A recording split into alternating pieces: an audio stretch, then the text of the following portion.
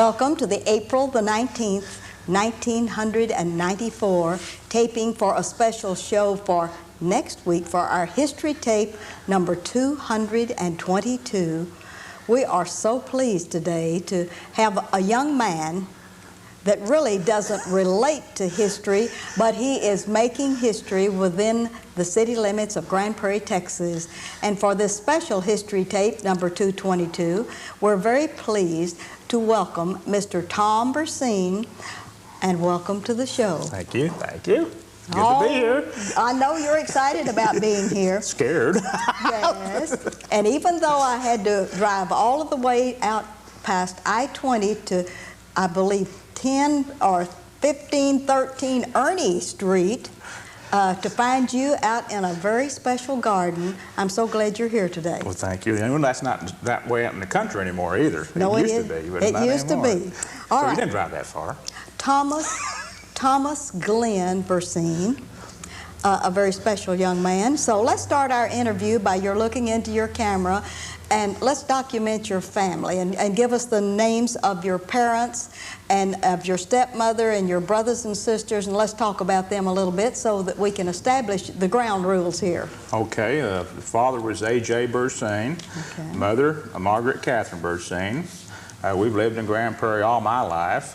The mother had passed away, and since the dad has moved to Fort Worth and has married Ethel, and she resides in Fort Worth now. Ron, my brother, is a Grand Prairie resident.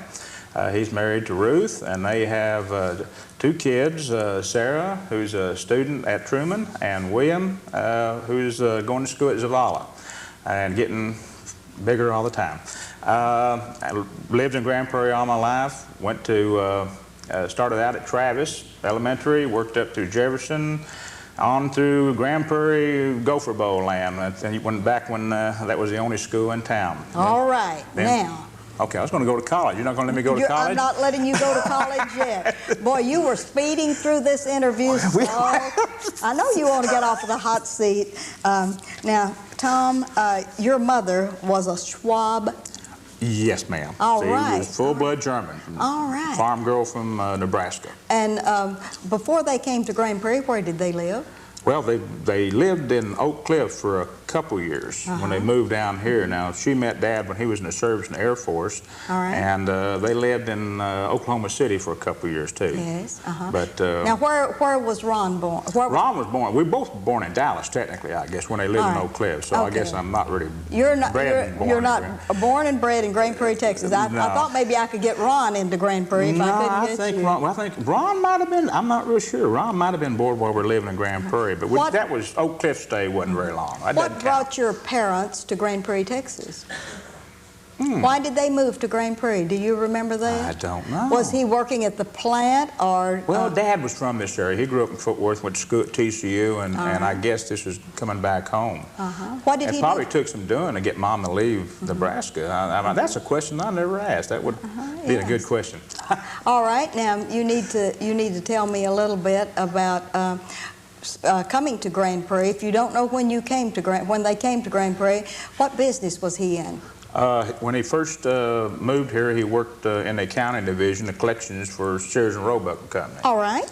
And then from there, I don't know if I should say, he worked for the Internal Revenue Service and retired from Internal Revenue Service after 25 years service. So that's, you know, the Internal Revenue says, I'm here to help you. Yeah, well, that's what he always said. But he was an auditor, a field auditor, and a lot of people didn't like to see him coming. All right, now, we have him living in Grand Prairie, Texas by choice because he could have stayed in Oak Cliff. And your first school was Travis. Who was your principal or your first grade teacher or somebody that was real important to you at Travis? Oh, geez. Was it Jack Robinson or the... Yeah. Hey, what a memory. Yeah. The teachers. Miss Kane was one of the first grade teachers. Y'all had some real wonderful teachers at Travis. That's been a long time ago now. You know, yes, Was there anyone at Travis that really impressed you that maybe helped you get on the road as a student? Did you have any classmates that were real important to you? Maybe someone that lived next door to you or... No, no. All right, let's forget Travis then and go to Jefferson. Jefferson, okay. Oh, when you got to Jefferson I Middle can remember School. Tom Sawyer. I remember Mr. Sawyer. All right. And Mr. Allison, the algebra teacher. Okay. And I think Mr. Newman. All right. Was the principal? So all right. I guess I'm getting old enough now I can remember some of these things. Yes. Now, Oh, but, that's good. What was your favorite subject at? I guess algebra. There with algebra? Mr. Allison. Yeah, I enjoyed that. Yeah. Uh-huh. Yeah. He gave you special encouragement. Yeah, and he it was just something I was interested in is math. Mm-hmm. All right. And science too, but we didn't have, I don't think we had any science courses back then. All right. I don't remember any. I think we had a biology course, but. Were you into sports?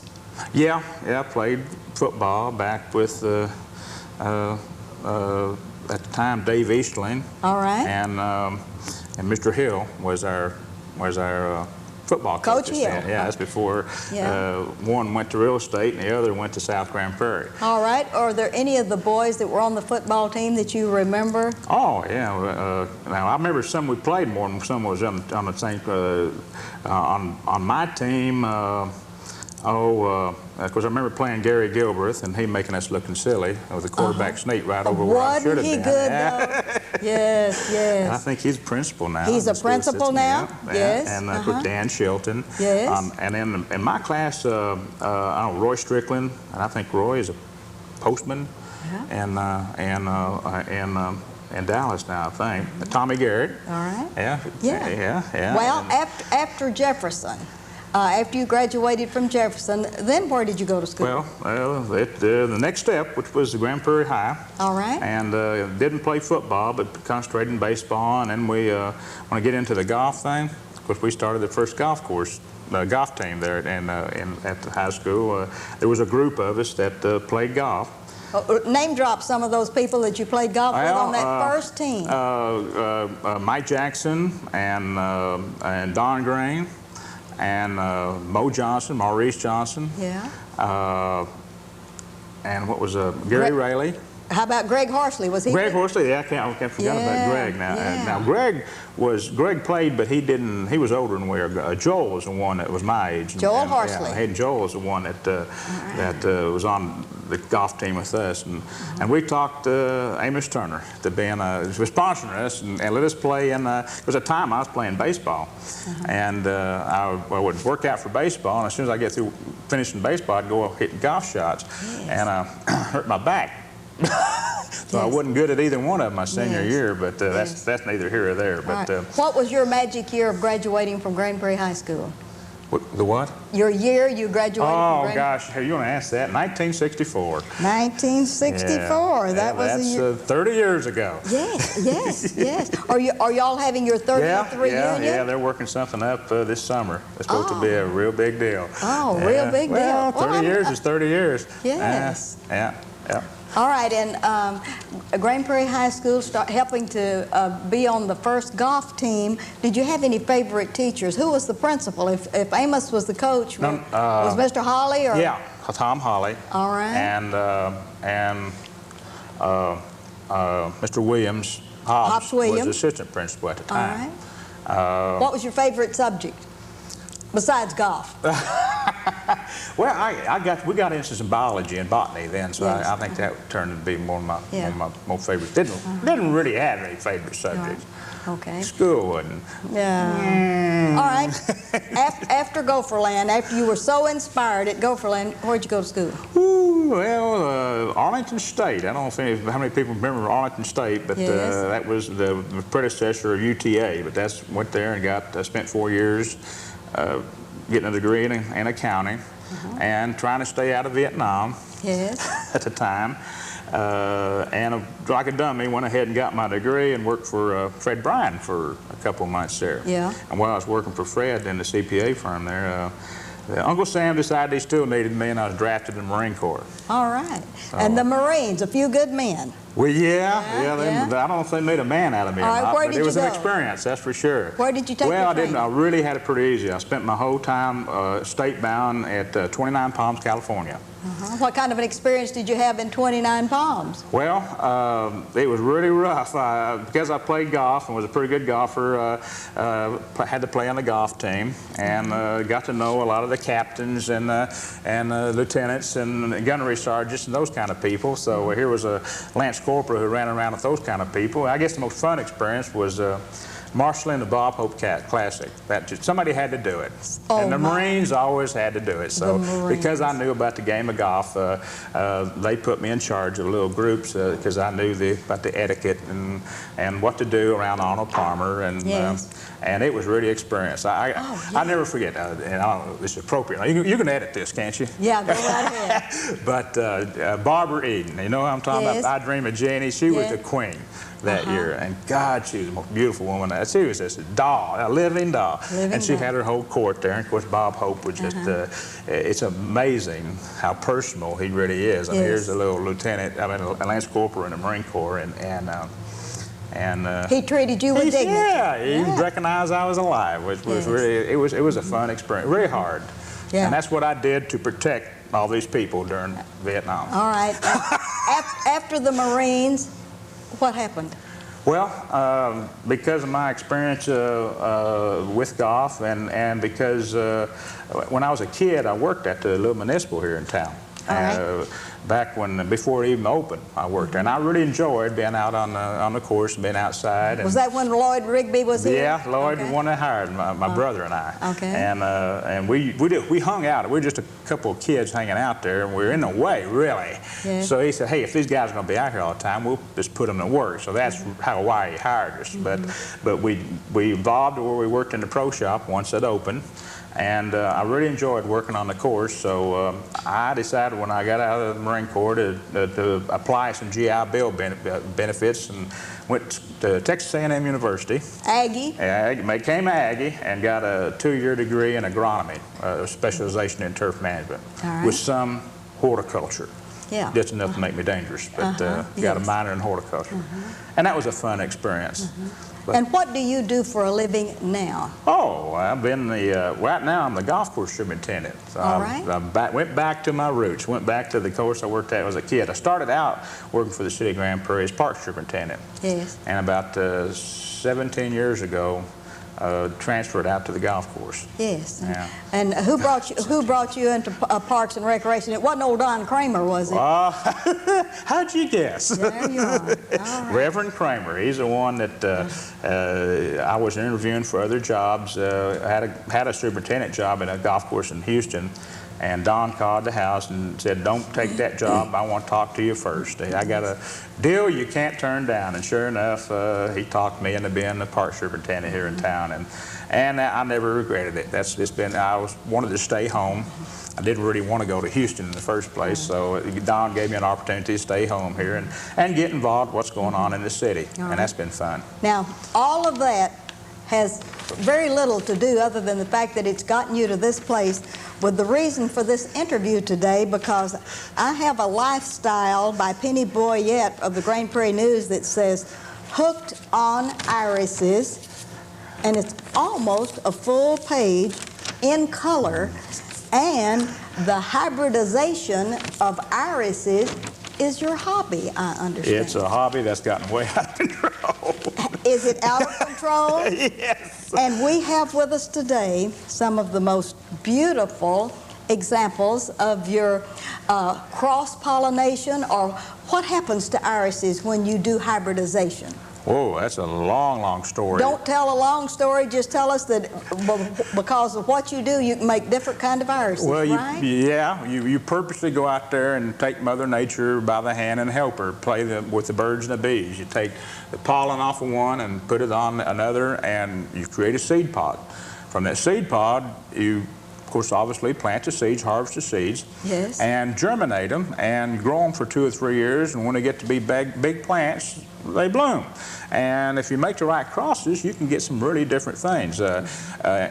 Inherently, irises for forever used to be the same old white and the same old purple. Yes. That's because, whatever reason, Mother Nature doesn't create very many seed pods. The bees just don't get to do their thing. But when man can get in there with the pair of tweezers, it's relatively easy for us to make seed pods. But there wasn't that much interbreeding going on when Mother Nature was doing it. So you just had the same old purples and the same old whites and the same old brown, droopy petals. Well, when man got involved, we started getting ruffles and lace and different colors and different growth bloom periods and all kinds of stuff. So, and that's what's fun. You go out here and make some crosses, and a lot of times you don't get what you want to get, but a lot of times you get something different. And that's what you're looking for. We're looking for a hot pink and a red. Yes. If we ever get a red, we could just name your price and retire. That's right. And probably a real black too. There's not a real black. There's some awfully dark ones. They've come out with some that just really do look black. But and during that whole process, I don't know. You want me to get into this whole? You've got to. When you get to the point of, I grow hundreds of thousands of seedlings, and from those you try to select the best ones. There's all kinds of characteristics. When you got something you want to register, then you register it with the American Irish Society, and that's what. And you fill out this form, and they want to know the seedling number, what kind it is, the height, the season of bloom, the size of the bloom, what it smells like, of course the color, the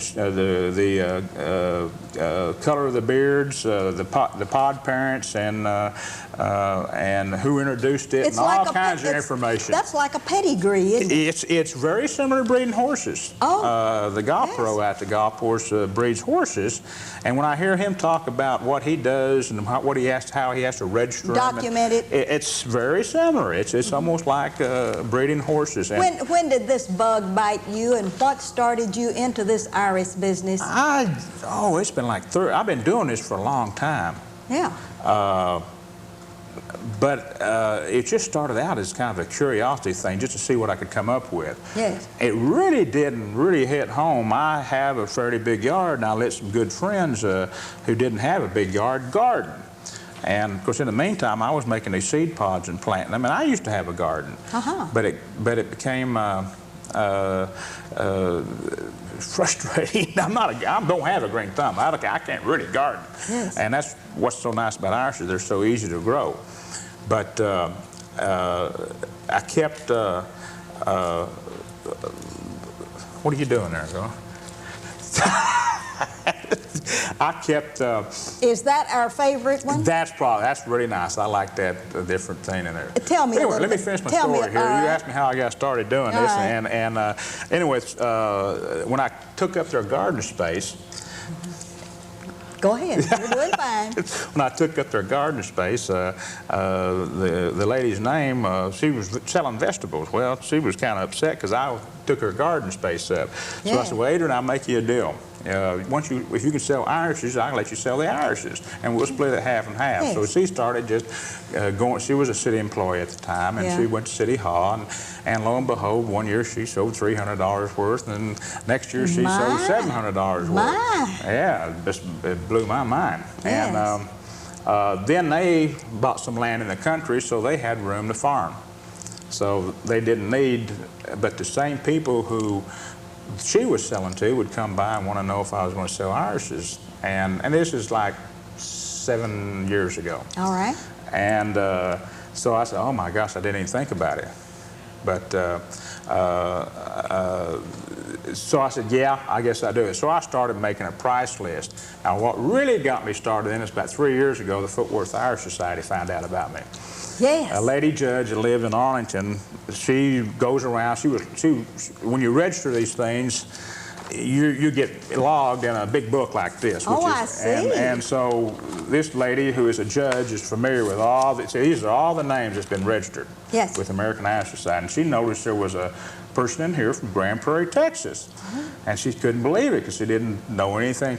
I was just doing this on my own as a hobby. Yes. And she just had to find out who was this person. Yes. And when she came over and saw what I had. Did she come all the way out to Ernie Street also? All the way. She found me too. I couldn't believe it. And this was back when it was still in the country too. Yes. And anyway, she just had to have me involved, and she was going to make me famous. And I guess I'm not really famous, but she's done a pretty good job. She has done a good job of that. 2 years after I joined the Foot Worth Irish Society, they were already into full-time making plans for having the national convention here, and that was last year, 1993. Yes. And my garden was added to the tour, and there was like 450 Irish people from all over the world who came by the garden, and I guess... Were they impressed? Yeah, I guess. You know, this is kind of embarrassing because there's not many people who do what I do. That's true. You've been over there, and Yes. there's not any grass. There's a couple of trees, but there's nothing there but a bunch of Irishes. So that's a mono. How much patience does it take to be able to do this and really love it and stay with it? Oh, patience, maybe not a good word. Stubbornness. I see. It's the old Dutchman in me.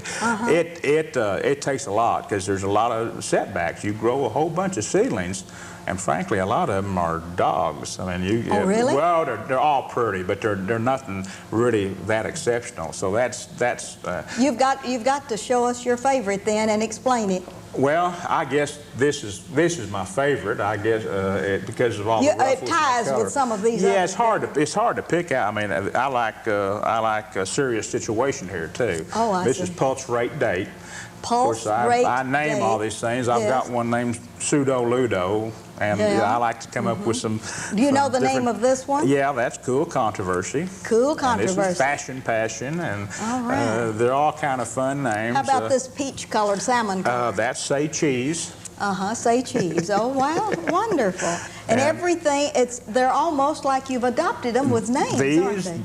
almost are my little babies, yeah. Yes. Yeah, and of course, once you bloom them, and that's what's really fascinating because it's just like a newborn baby. That's your baby, and it's new to the world. I mean, Yes. it's God's creation, and nobody but you and, well, I don't know if God's even seen it yet. Yes. The newborn baby's born, Yes. and when these flowers bloom, it's the first time they may be just like one of the parents, or there may be something that was been around for 20 years, but they are different, and it's the first time they've ever bloomed. You mentioned before the show that this one and another were grown on the same plant. Yeah, you get not the same plant. It came from the same cross, which has The the same same cross. parents. They're I brothers. see. They're siblings is a technical word for it. All right, they're brothers this and one. This is for Patsy Lou. This is the Irish judge who I was telling you about. Yes, She came by and she saw this one and she says, "Oh, that's so different." And it is. So It's an unusual color Patsy combination. Lou and this Cool. Our brothers and sisters. Our brothers and siblings. sisters. That's the fancy word for it. Oh, right. All yeah. right. Yeah, but when you make a cross, you may get 100 seeds. Yes. And every one of those may be, you don't see how they can come from the same cross. There'd be so much variability in the colors and the form. These are similar. They both have the rims on the falls. They both have the lighter standards. Now, the standards Yes. are the petals up here. All right. And the falls are your petals down here. Yes. All right. I kind of sometimes talk down to people like, you know what I'm talking about, so just say, The dummy, reason- what's that? What are you talking The about? reason I know that was because I read the dossier on it. Well, you done your homework. Yes, haven't I've you? done my homework. Let's But, put this one back. I don't want that one to suffer without the water. And this is probably, I got a real dark blue one that hasn't opened up yet. Because that's something too, you get these, had some that was blooming, the 20th of March. Those that were blooming the 20th of March are not blooming now, but there's some that hadn't opened up yet that will be blooming next week and even the 1st of May. So we've broadened, in hybridizing, you broaden the bloom period too. Used to be What causes that? I think a lot of it's on purpose. I see. But a lot of it has to have the nature, like me, I'm out there making crosses on flowers as late as there's a flower. Well, Mother Nature didn't do that. When those flowers bloomed in March, you know, Grandma's old flags, that's the only crossing that they made. Yes. And when they got through blooming, that was it. But with me, I'm out there, the very last flower that I can put pollen on, I'm out there putting pollen on it. Well, the offspring from that cross are inherently probably going to bloom later. What kind of record keeping do you have? I noticed that you had little stobs out there with words on them out in the that's in your just garden. the tip of the iceberg. This is all hieroglyphics. This is Greek to everybody, but these are your all vocabulary. Yeah, these are the crosses I made in 1993, and How it's many? all records that you kind of keep track of. And most of them that you saw are the seedling numbers, and those seedlings are plants that I grew that are just from two different parents that are just nothing but seedlings that I didn't name and I didn't introduce. But you got to keep track of all this. Just some of the information. Well, it's information you want to know, because you want to know what's in the bloodlines, and it's information that the American Iron Society wants to know if you register and name it. How many did you do in 1993? How much? How many? Do I have to say? No. 568. 568 seed pods. That's a lot of paperwork. Yes, and it's a lot of work too. And it's getting to where I don't know if you noticed when I was over my house, I got about 3 acres of land, and I'm starting to plow up the back of the pasture now. Yes. Yeah, and it's getting, like I say, it's a hobby that's gotten out of control, but that's fun, and it's work too. Of course, most of this has to be done during the dormant period for these irises is the middle of summertime. I see. And when it's 100 degrees, you're out there doing most of your work. I see. And the rest period is during the wintertime. So that's what was the word you used? Dedication, or yeah, it's more stubbornness. Persistence. Yeah, when it's 100 degrees, you don't particularly want to get out there and do the work. It's just got to be done. You know that next spring you're going to have these flowers blooming. And in the meantime, you know that you're superintendent of the golf course. That's got to be up to snuff, and then you come home and do this in the interim, right? It's sun up, literally sun up to sun down. I'm busy. My job at work has kind of evolved into where it's more of an administrative type job, so I don't have to physically work that hard at work. So really the exercise I get coming home working in the yard is a good trade-off there. I'm tired mentally when I get home, but I can forget about that and get outside and get tired physically. I usually lose about 30 pounds in the summer, and I usually gain about 30 pounds. I'm about -1 right now. When you finish your job with the city and retire, will you do this? Probably. It'd be fun to devote more time to it, and it's getting to where it's taken up. I've sowed a lot last year, and it takes time. That's another thing you do during the summer months is dig these things and ship them. And I'm getting to where I'm selling them all over. I hadn't sold them any overseas yet, but I probably sold some to every state in the United States. Besides Alaska and Florida. They want none to Hawaii? None to Hawaii. They want the tall-bearded iris, which is the variety that I grow, need a cold period to bloom and to do well. So even in Houston, Texas, they don't do that well here in Texas. We are out of time. Would you believe it? I just hadn't even got started yet. If I'm going to name you the king of the hybridization iris Society in Grand Prairie, Texas, I'm going to have to do it now because we're about to go off the air. I want to thank you for Ruthie, Mr. Tom. It's wonderful to have you with us. We'll have to do it again sometime. All right. Yeah. And this is Ruthie Jackson reminding you that history is as we live and do.